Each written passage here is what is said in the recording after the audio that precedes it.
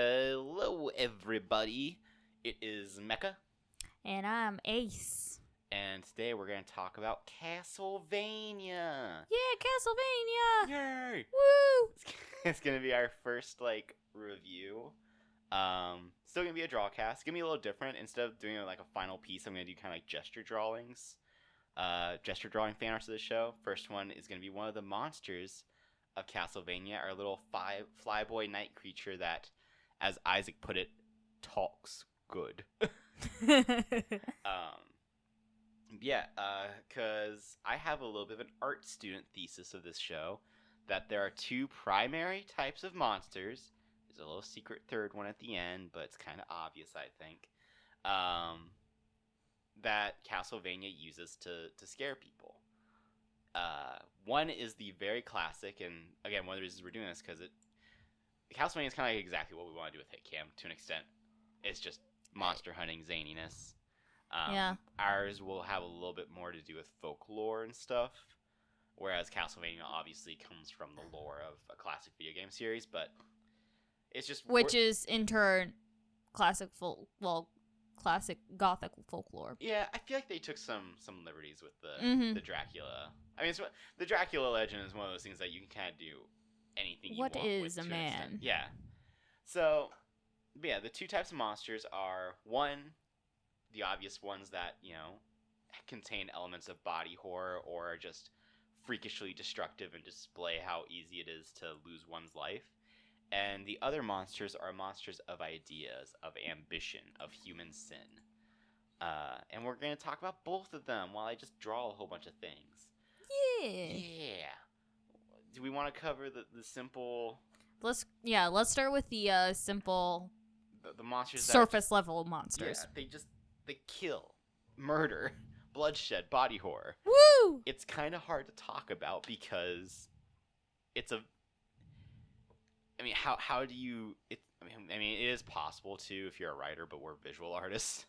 Our word's not good. Words are not good. But, I mean, it's the classic thing. It's what a lot of horror is based on in general. The fact that you die. No one can stop it. We can fight for a little bit. We can kill other things. But it's inevitable at this point. It's more of what type of death will you have. Which is kind of like where Trevor comes in. Like, Trevor, in the beginning of the show, was, willing to die. He didn't care.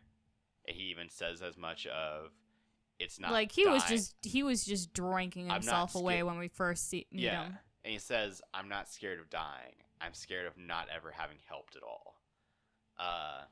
Which is valid. I mean, and that's kind of as much as you shouldn't necessarily strive to be Trevor because he's a drunkard. He does some bad. But that one ideal is something that everyone should strive for. Be content with knowing bad things will happen to you. You will die. You will suffer. However... That sounds like very terrible life advice. On a surface level. I mean, being content. Circle of life. Hanswanya. Hakuna Matata. Oy. But, I mean, that's the thing. You have to be willing to accept those things. You have to be willing to accept that you will die, friends will die, bad things will happen in general. However, you can do things until that happens. There we go. And that's the best thing that Trevor comes to the conclusion of. He can lose an argument philosophically. He does very often. But he can be brought back simply by, I'm going to do what I think is the closest to the right thing until then, though. Correct. I will cause the most amount of damage on my way down. I will keep as many other children alive while you tear my flesh apart. I'm going to do my best. I'm going to do my best for mama. But yeah, and that's the thing. He combats these monsters that are the physical threat. Even though he is the most mortal out of our gang of heroes. Sypha has magic powers and can fly around like a fucking wizard. Yeah, like a wizard. And then Alucard is half immortal. Saint Germain, who's kind of a protagonist, has big magic boom powers. Yeah, I mean, everyone has something that makes them greater. Trevor is just very athletic. Yep. And yet he is the one. I mean, all of our heroes are willing to sacrifice themselves. It's kind of like the Batman versus Superman argument of like who's really brave. Superman is brave. He's good. He's a good hero. However, technically he cannot be truly brave because he knows he won't get hurt. Batman, on the other hand, very mortal. Can die from one bullet. That's not even laced with kryptonite. In that very simple argument, Batman is the braver man. Trevor is the bravest character because he is not fighting to save his own life. He is fighting just for goodness sake. Which Man, in a world, that character development. Am I right? which in a world that's filled with giant exploding chickens, little goblins that hop around wheat fields, and demons with a shit ton of faces on them. shit ton of faces, spiky boys, acid spitting boys, Horse. There's one that's just What? Yeah, one of the night creatures is just a horse. with like a big ass horn. Yup. And again, it's hard to factually describe this. This is visually. It's the power of animation that you can push those things, and it uses it well. There's a lot of points where you can see Castlevania being a little conservative with its budget, but it makes up for that by being awesome where it needs to be. Where it counts. Yep. And it displays that body and life-threatening, dangerous horror very well. So that's that. The next one, which has some more words to talk about, are the monsters of ideals. And there's lots of crossover between these two. Dracula is the epitome of both. He is physically dangerous, And he has charisma, which charisma can be just as scary, and he has a reason for doing what he's doing. Yeah. And that's the thing. These monsters, like I'm talking about, they have a mission. They have a vice or a purpose that they are fulfilling. yeah, you can argue with that with Carmilla and Godbrand too. Godbrand, I would say he has a little bit of an ideal. He wants to, and he's all for putting humans in pens and livestock. He's running off of a very base instinct, though. Yeah. He's just a hungry monster. Like, if you're gonna make that argument, you could argue that Death at the end of season 4, he has a motive. Not really. Because that's the whole thing that Trevor says. You and I are just old killers of history. We don't make anything. We don't do anything. It's time to give the world back to people who make things. People with an actual purpose. If you are just fulfilling an empty hunger, you're doing just that, empty actions. Nothing is being built upon. Oh, yeah. I mean, Didn't he say that to Death, though? Yeah, that's what he said to Death. Yeah. And Godbrand, I would argue, fulfills a similar, if less dramatic role of that. Because he's a vampire. He has human intelligence. He could have ambition. I'm sure he wants to do other things. Well, to the extent his ambitions is either fuck, kill, or make a boat out of. Yeah. But again, he's not making something. He's not expanding. He's not growing something worse. Anyone who runs into him is simply dying. I think I put in my notes, actually. Here, let me read. He's one of the monsters that doesn't care about life. Dracula, on the other hand, does care about life.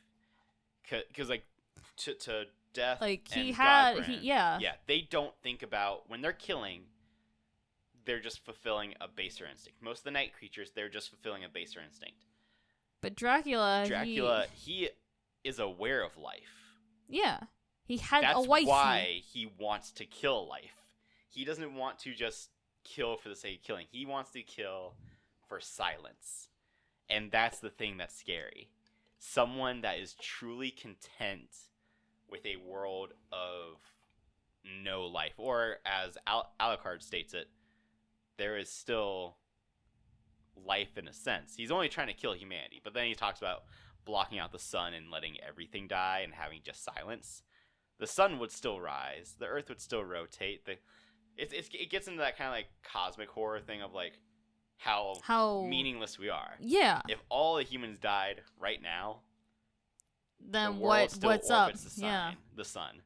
Space and cosmos goes upon its preordained track.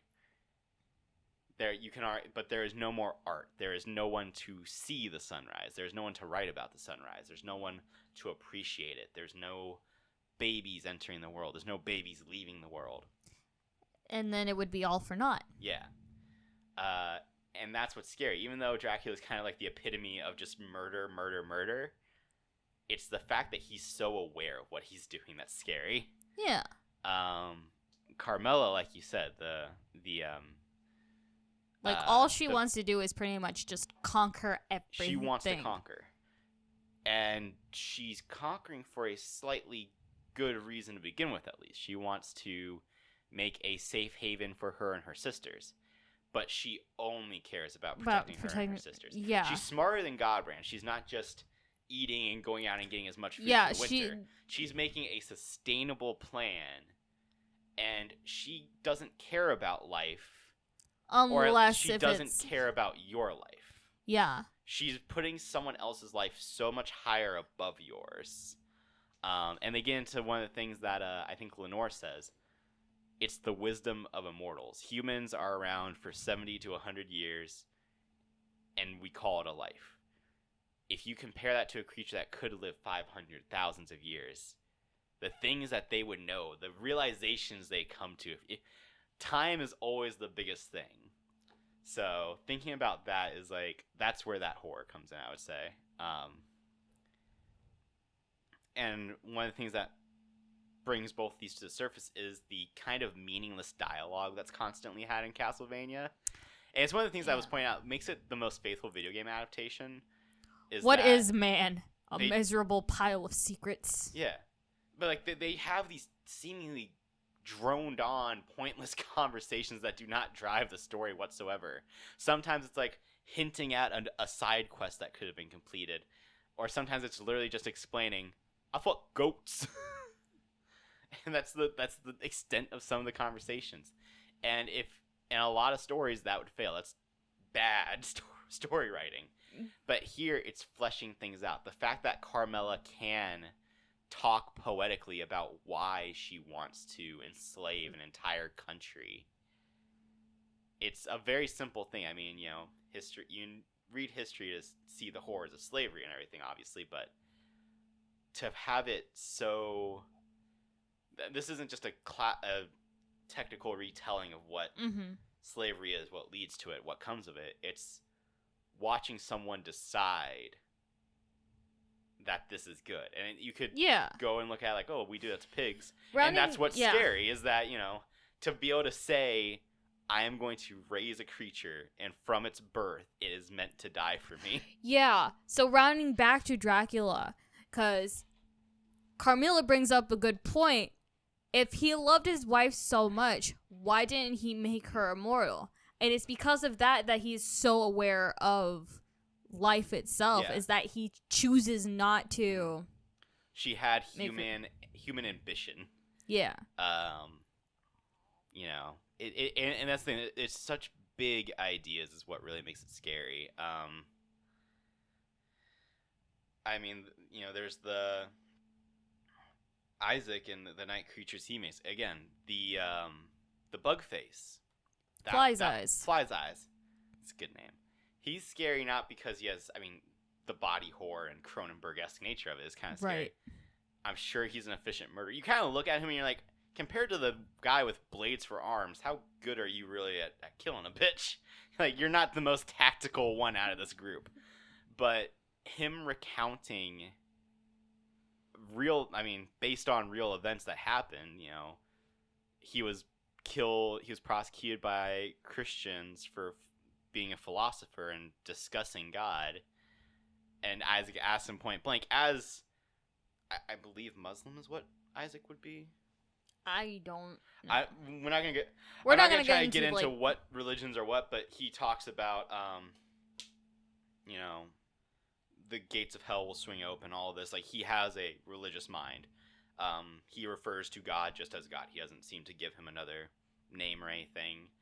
So, but he talks with Fly's eyes, and he's like, "Why would God put you into hell just for discussing God?" And he's like, "Well, the Christians killed me." And he's like, "Well, those are the Christian men. The men are flawed. I'm asking what got you down to hell. And he's like, you're hiding something. You know you are. And he's like, I lied right before my death. Oh. And he's like, you were at your final judgment. You messed up. You did that thing. And which is scary to think about. It's like the Dante's Inferno horror when you read that book. Is like Right. any one of these seemingly little things could, damn you because you're crossing one line. But also just, it's contemplating on some of the insanity of humanity. Again, a thing that really did happen. There was a point in time where, as Christianity was kind of becoming the big thing, lots of crazy stuff went down. Uh-huh. And it was, a lot of it was a perversion of what faith is meant to be, which is a horrible thing. And that dialogue, again, does not push the story forward. It doesn't even really show a character's motivations, because that is a night creature. His motivation is simply to kill and follow Isaac's wishes. Yeah. But having that memory, and you get to see it slowly come back in season 4 when he eats a berry. And it's almost inspiring, like, wow, the soul is so powerful. But if you think about, like, he's still a night creature. Like, he can never make children again. He can never, like, what is his life really if he just becomes human again, but in this form? Right. And this does kind of, I guess, bring us into the human monsters in Castlevania, which are not as frightening as everything else, because again, they're humans. Their scopes are always going to be kind of smaller. But whether it's watching a human be corrupted, the church in season 3 that, well, also in season 1. well, I was gonna say in season, the one that they wore the mark of hell and they wanted to bring Dracula back. Oh, they again, very crazy distortion of the church beliefs, but again, like you can see humans be manipulated, you can see humans fall from faith, and you can see humans knowingly manipulate faith. Like the very beginning of Castlevania, the one big bad priest who I drew in his zombified form, eventually makes all the water and like the whole lake holy to burn a bunch of vampires. At the very beginning, they're talking about science with another church leader while they're burning Dracula's wife, and someone's just like, I was doing a small investigation into the sciences, and he just gives them the look of like, you doing science, bitch? And he's like, just a passing matter, please don't burn me. Yeah, because they don't believe that science is science. They think that science is witchcraft, which leads into like the fear. And I wonder if for this show, I mean, because for this show specifically, I wonder how much some of them knew that it wasn't witchcraft. Because what makes it really scary is the idea, like, if they're oblivious, it's a tragedy. Yeah. And solely. But if they knew. But if they know, it's a horror. Yeah. Because they're knowingly hurting this poor woman, eventually bringing Dracula's wrath upon the whole world. Yeah. Solely so that they can stay in power. Which feels. There's also that, and then there's a possibility that they may be silenced about, like, hey, this is science. It's harmless for the most part. Which I think is what the majority of the church is. They're truly trying to follow God's wishes. But that head clergyman, I think, was kind of aware. Like, the way that he says everything, the way that he's just calmly looking. Because you can see it. A lot of them are like, witch, definitely gotta burn that shit. I mean, he's like, burn the witch. And it's like, that's a real passing matter for you, boss man. And again, that is what makes it scary. What's the most scariest thing? Is it the humans? Is it the very contemplative, intelligent vampires? Is it the mindless monsters that are just efficiently murdering? What is the most scariest thing? When you think about it, depends on each person. Anything is driven by fear. Mm-hmm. To be fair, because if you're driven by fear, you're more apt to take any means necessary, which is either being manipulative or just really get into the survival skills. Well, yeah, I would say our heroes break that. They're because that's to me that's the whole message behind the end of season 4 is just living for something more than fear, living for Hope for the future. yeah, getting out of that small, constantly scared state. Because as soon as you stop being afraid, you can start planning and have ambition. Mm-hmm. Which again goes too far. Hunger and ambition is kind of what screws the vampires over. And then it just goes into an endless cycle until someone breaks until it. someone breaks it. Yeah. Yeah. Because that's the thing. Life is constantly dealing with problems, and the great thing of Castlevania, I think, is watching our heroes deal with all these problems. Which is the great thing about any story, really, is seeing people deal with these problems. And I think it's a great Halloween episode because what is Halloween if not learning to walk the streets with the monsters out? Exactly, and learning to live with the horrors of life. Spooky. Spooky times. Yeah. So that's our little thesis on Castlevania. I hope you liked it. I just want to talk about Castlevania. Like I said, maybe we'll do another review on just nerding out about the show in general. About the show, yeah. We just pick our favorite Castlevania moments. Maybe I'll reanimate a scene. I don't know. But it's a great show. I'm so happy that it happened. I'm happy that I got to 4 seasons and there was no point of I should have stopped at season 3. We all loved it had a really good story arc from beginning to end. It didn't shit the bed halfway through. It deserved every chance it got. It creamed the bed at season 3. The season 3 finale. Yeah. What a mess. There were some other fluids that came out. Yep. Yeah, it's just a good show. It's harsh. It's fun. It's fantastical. It brings up so many good questions. It's so good. We enjoyed it. So hopefully tune in next time where we actually just gush about the show. Or I have a plan. I have the scenes animated. I should be making a tutorial on how to draw a guy getting punched. Because I have the punch tutorial. I teased there about making a tutorial about how to make an impact and have a character sell getting his ass kicked. So maybe that'll be the next thing. Maybe it'll be another Castlevania thing. Maybe it'll be a thing about me 3D printing things for a jack-o'-lantern. Hell yeah. I have a really good idea for a xenomorph jack-o'-lantern. Oh, that's going to be fun. It's going to be very fun. But until then, stay safe. Stay spooky. Stay weird. Get some candy. Yeah.